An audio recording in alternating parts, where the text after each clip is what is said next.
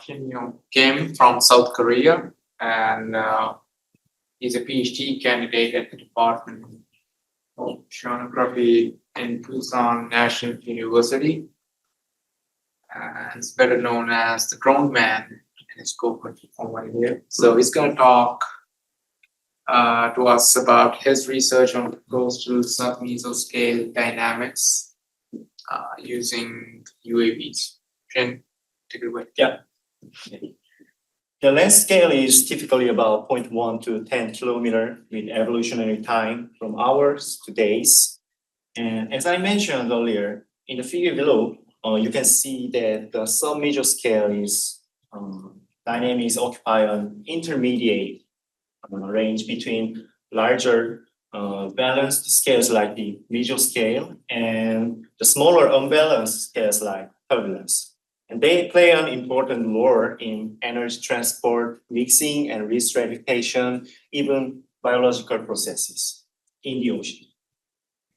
And this is a well-known Stoneman diagram, showing the space-time distribution of oceanic phenomena. And let me draw the yellow box, which highlights the submesoscale range. You can see that commonly used observational approaches such as satellite moorings, research vessels do not fully cover or capture these scales. So to address this gap, I introduced a low altitude remote sensing, the UAV. With centimeter level resolution, UAVs provide continuous two-dimensional data that overlap with very submesoscale processes. But as you may have noticed, there is still a gap. UAVs are limited by the battery time, so they cannot sustain observations for tens of hours as shown by this red box area. And that is where numerical models come in. And they extend the record to months, complementing short UAV campaigns. And based on the governing indications, we can further explain the underlying physical processes or mechanisms that drive the observed dynamics. So today, I will introduce both the UAV-based observations and the numerical modeling. And this chapter 1, is about the estimation of submesoscale dynamics, specifically the physical properties of waves and currents extracted from the UAV images.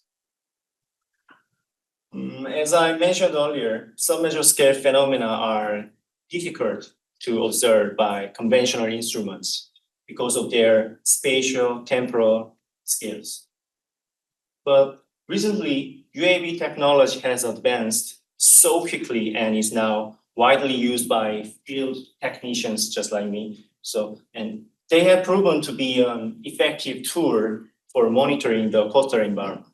Through the eye of the drone, maybe two dominant signals appear on the sea surface, which is waves and current. So separating these simultaneously existing mixed signals and quantifying them with appropriate method, we can get a powerful way to study submesoscale dynamics. Now let me introduce the study area. You can see the coastline of South Korea. The region has complex coastlines and shallow water depths about 50 meters and complex topography, and narrow channels between the island makes the flows more complicated and makes some turbulence features from small scales to submesoscales.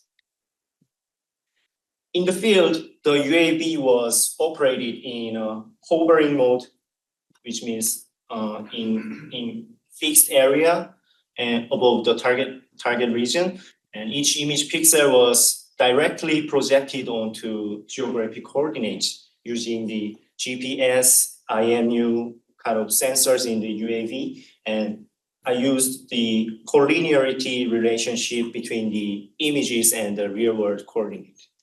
And these are some other kind of pre-processing steps here. you can see some feature extraction, image registration kind of things. It is for the correcting the wind disturbance and the sensor biases. Anyway, next, one drawback of high resolution imagery is the presence of unwanted high frequency signals. It's kind of noise maybe, such as ripple-like waves or cloud shadows or sun glints, something like that. So to separate the signals, we applied one of the EMD, the empirical mode decomposition method, which is a data-driven signal processing method specialized for non-linear and non-stationary dynamics, especially in multi-dimensions. So this decomposed the sequential 2D image into distinct modal components.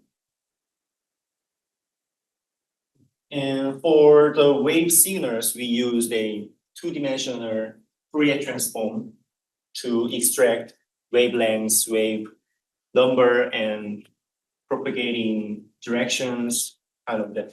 And for the current signals, we applied a computer vision algorithm which name of the OFA PID, which is based on the optical flow and particle image velocimetry to calculate the surface current field. So these are the results, and you can see here the direct georeferenced images of 3 different regions. And in the images, you can see the coastlines are well matched with the map's coastline. And to validate the current estimate, we also deployed the drifters in the study area. It's me, I'm deploying the drifters to validate the current during the UAV observations. And next are the results of the EMD decomposition. You can see the signals were separated into bidimensional intrinsic mode function named BIMFs based on their frequency content. So this is the original image, and these kind of modes, one from 1 to 7, and the residual is the decomposed images of from the original image. And after the decomposition, by using the Hilbert spectral analysis, we identified their dominant frequencies. On the right figure, you can see the peaks of the signals along the modes, and following the wave spectrum classification criteria by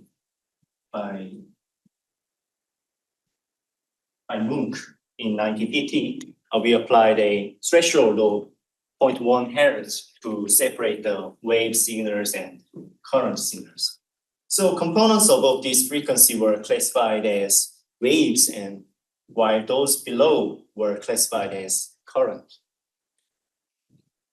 Here are the result images of each of the waves and currents. You can see the wave signals and current signals are separated well, and compared with the original imagery, it shows the distinct features of current and waves. And in the upper right wave panel, you can see different features of waves with different wavelengths, propagating consistently in the northeastward direction. And under panel, you can see the current signals of kind of turbulent water signal is separated with the wave signals and shows distinct eddy features that rotating, cycloning, counterclockwise swirling patterns. And for the wave signals, we applied a two-dimensional Fourier transform to estimate the wave number and direction from the spectral peaks. This is the original wave images, and below is the spectral peaks images after the Fourier transform. And from mode 1 to mode 3, corresponding to relatively high to lower frequencies. And the peaks shifted toward the center from mode 1 to mode 3. It means that it indicating longer wavelengths. And also from the about 45-degree tilt of the peak, we infer the wave direction, propagation direction, and we also calculated wave numbers correspond to wavelengths range from about 10 to 100 meters. And for the currents, here are the results from region 1 on the upper right side. We estimated both wave and currents from 3 other regions, but I bring only one. And at region 1, we detected a cyclonic vortex features with velocity and vorticity maps showing kind of a core of low speed and positive vorticity at the center. And to validate these results, we compared them with drifter observations. The UV components yield R-scalar value of about 0.9 and with RMS of 2 and 3 centimeter per second. It demonstrates high accuracy in the UAV-based estimates. And this is the conclusion of chapter 1. And after this work, I was curious about this eddy-like vortex that we detected in region 1. So when they appear and where they form and what physical mechanisms are involved. So in the next part, I will show you how we try to simulate these eddies using a numerical model. And confirms the hydrodynamics and explains the maybe generation mechanisms of submesoscale eddies in the tide dominant environment. The results are not yet completed, though we were able to draw some meaningful discussions about the observed eddies. The figure shows the eddy features observed with the UAV that match the exact location and rotating direction with the satellite image. Although the date and time is different, the tidal phase is the same, a fluid tide. And since the UAV data covers only limited hydrodynamic information from a relatively short time period, we need further modeling work to understand when, where, and how these eddies form. So we simulated the coastal circulation of the southern Rias coast of Korea to investigate the generation mechanisms of these periodically occurring submesoscale eddies.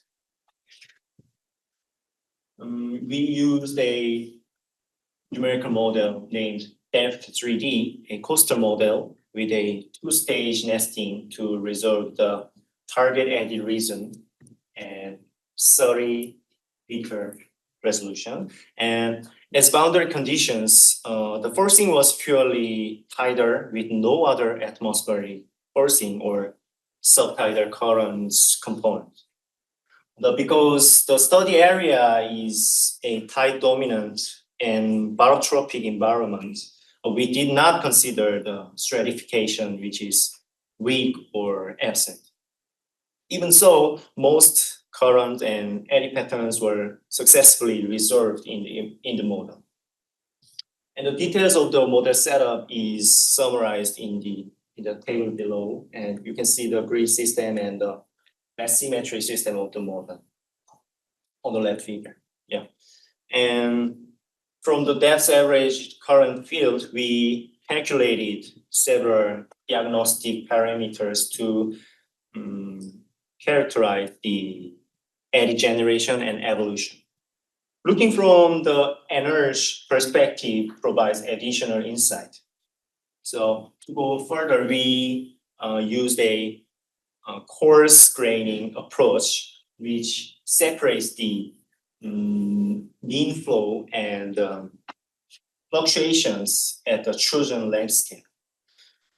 And this method is like the traditional spectral method. It preserves local information. It means that this approach does not rely on assumption of homogeneity or isotropy, and so that it can preserve local information. And this method applied using a low-pass filter through a convolution and obtained a scalar field, and where C is the normalized window function and the U bar is the low-pass filtered field. So from this, we analyzed kinetic energy transfer and horizontal Reynolds stress to describe the cross-scale energy exchanges and the role of barotropic instability.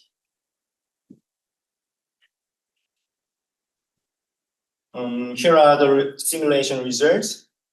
Comparison with the ADCP data is here, and it shows the model captured the sea level variations well over time, and additional current validation with UAV drive current field and the drifters are in progress. And on the figure, you can see the black arrows that indicates the predominant current direction. The northwest on the fluid and the southeast east in the ebb type. And as the flow passes the island, the lee side eddies appears in here and here. And these model results are similar to the satellite imagery, and same eddy patterns can be seen here and here and here with the counter-rotating dipole structures and some other places like here. So the overall model reproduced the observed eddy patterns reasonably. And let's zoom in on specific case. Do you remember the cyclonic vortex in the UAV observation? So we tracked its life cycle with hourly snapshot of normalized relative vorticity during fluid tide. So at 9 a.m., the countercurrent meanders along the bay of the island. As it interact with the capes in here, it makes the submesoscale eddies at the lee side of the island. And by 1 p.m., the eddy, this eddy is evolving and it is fully developed with a diameter of 500 meters, showing maximum relative vorticity values with Rossby number above 30. And it highlights a dominance of inertial dynamics over Coriolis. And as the tide turns to ebb tide, the eddy travels southeastward and eventually cascade like this. And energy can say even more things. What you see here is the kinetic energy flux across scales, and together with the time evolution of EKE, eddy kinetic energy. So the positive KE flux means energy transfer from the larger scale to small scale, and the negative flux means vice versa. So first, in the region of mean current here, the northwestward tidal currents area, you can see the positive KE flux along the coast. The flux is positive and showing a forward cascade. This means that energy moves from the mean flow down to smaller scales and feeding the growing eddy. As EKE increases along the time, the negative flux values appear around the eddy. You can see negative green colored values around the eddy features, and it indicates an inverse cascade. The energy now flows back toward larger scales, reaching approximately maybe -8 times 10 to the -6 milliwatts per square meter per meter. And this process helps the eddy to intensify and maintain its structure. And as the eddy collapses and dissipates, the negative flux region expands along the periphery of the eddy, and the eddy eventually absorbed into the mean current. Additionally, to assess the role of lateral shear and topographic interaction, we computed the horizontal Reynolds stress in the local area. So HRS, which means horizontal Reynolds stress, represents the barotropic energy conversion from the background flow to eddy kinetic energy via shear-induced deformation. So notably, high HRS patches appear in the downstream of the cape, suggesting active energy extraction from the mean flow due to enhanced horizontal shear.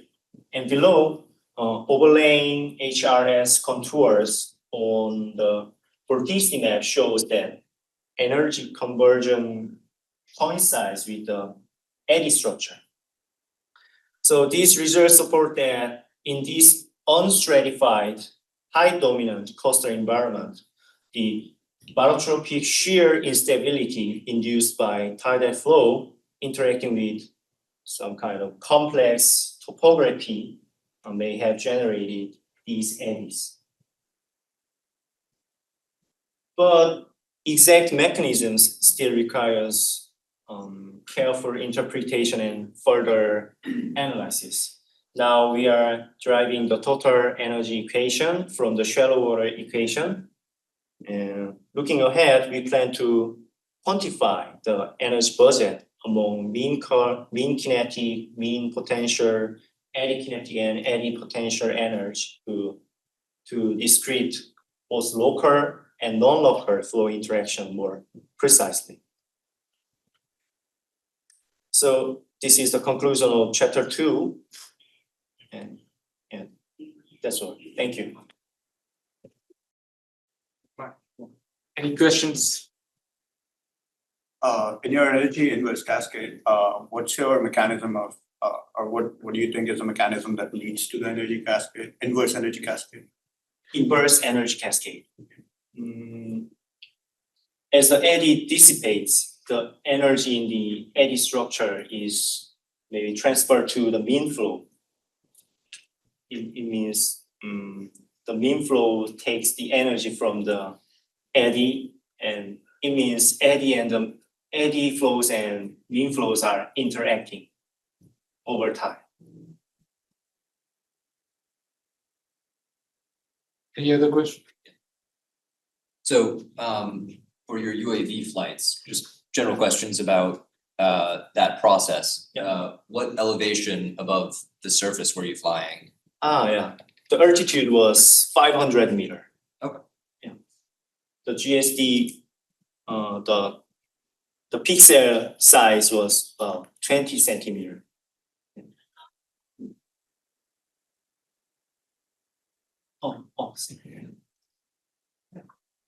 Go ahead. Yeah, really interesting stuff. How many BIMFs do you get per run? Do you specify those, or does it give you certain, does it take the highest 7 energy modes? The mode, number of the mode. I choose 7 by empirical analysis until the non-periodic signal is appeared. Okay. Yeah. Tracy. Yeah, that's really cool. I think my question sort of, or I don't know, related to the your imaging algorithms. So this is just purely visible wavelength imagery, is that correct? Purely visible. So it's not like you don't have like infrared or like Yeah, it's spectral or something, it's just, it's RGB image, and you can see kind of wave signals in the RGB image, and I just decompose the wave signals and current signals. The current signal was available to was generated by maybe turbid water, by the unveilings. yeah. And things. And I guess like how confident are you that these are surface currents you're then getting from the turbid water, say like kind of if you're thinking about the penetration of light through the water column, are you measuring like, I don't know, are you kind of depth averaging to some degree? Or The remote sensing data only sees the very surface of the ocean. The turbid signal is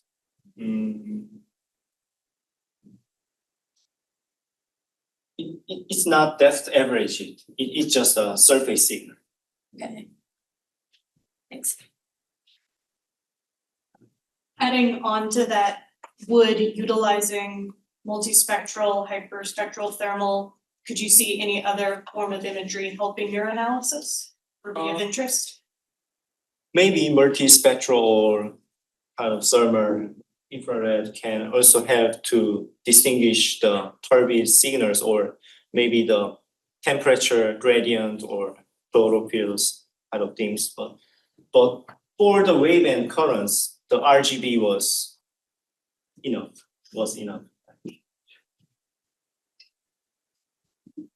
Yeah, so for the decomposition of the image, like I think you said you used like into wave and current, you used the threshold of maybe 0.18 by maybe Monk 1950. Yeah. So did you try like that threshold, or like how does that impact your result? Like, are you sure that is a kind of good threshold, like in this your case? Because the wave signals was in the range of wind waves, I followed the classification criteria of wind waves by Monk. But if in more bigger scale or small scale, we need maybe another criteria for separating those signals.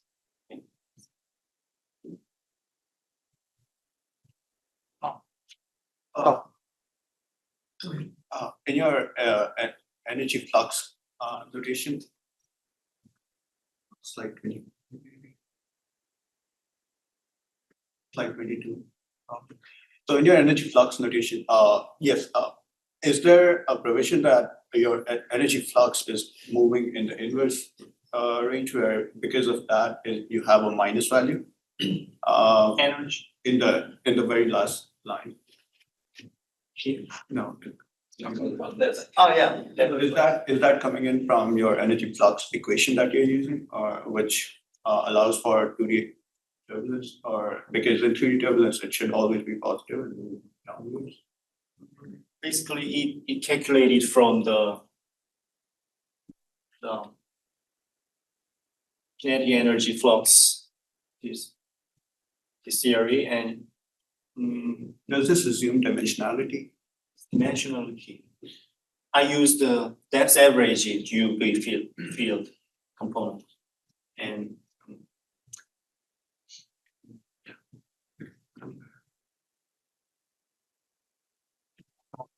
Yeah, thank you.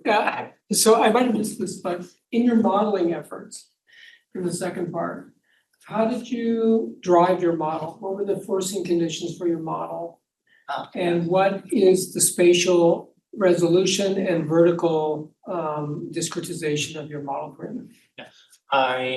For the boundary conditions, the forcing was purely tidal with no other atmospheric forcings or subtidal current components. And because the study area is tide dominant and barotropic environment, we didn't consider another kind of boundary conditions, and also we didn't consider the stratification.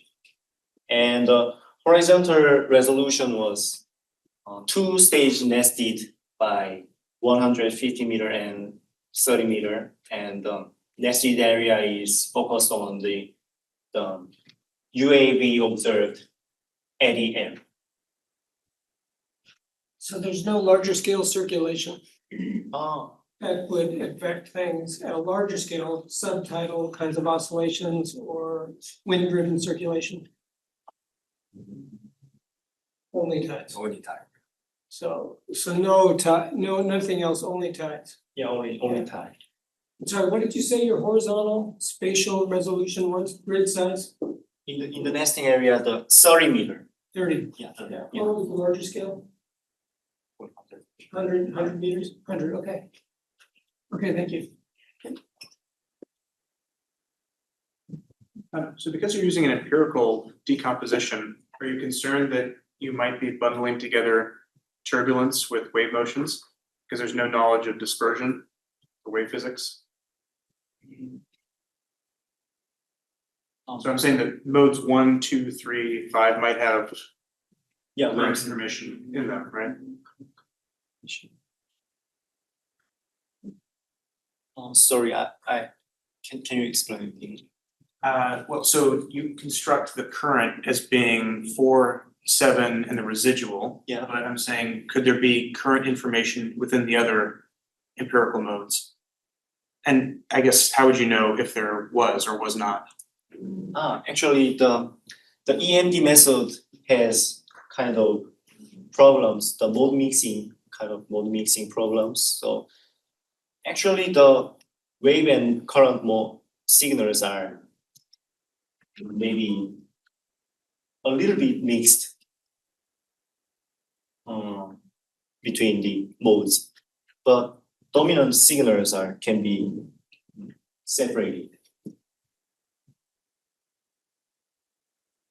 Thank you. Somewhat unrelated, because I don't actually do any of this. You're obviously looking at the water column and waves. Did you give any of this imagery to somebody who does bathymetry or mapping to see if there's any extractable bathymetry out of there? Or is the water depth too deep for the RGB to pick up?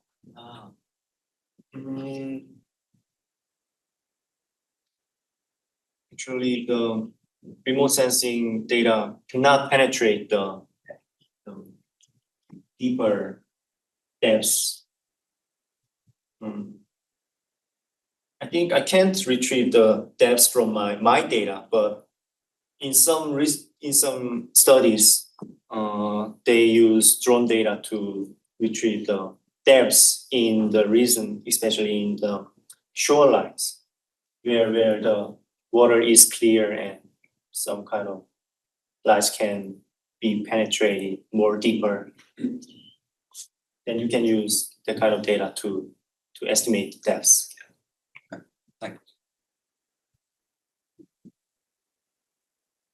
Any more questions? We'll follow up with that one. Did you estimate depth using your dispersion relations? You can invert the dispersion relations because you're measuring wave numbers in 2 dimensions. So it's possible to invert linear dispersion relations. So that's the shallow water. Yeah. Dispersion relation, but you could even do it in intermediate water. Maybe if I use 3D FFT, I can. Yes, you need the frequency, that's right. Yeah. You need the whole time series, that's right. Yes. Yeah. Any questions?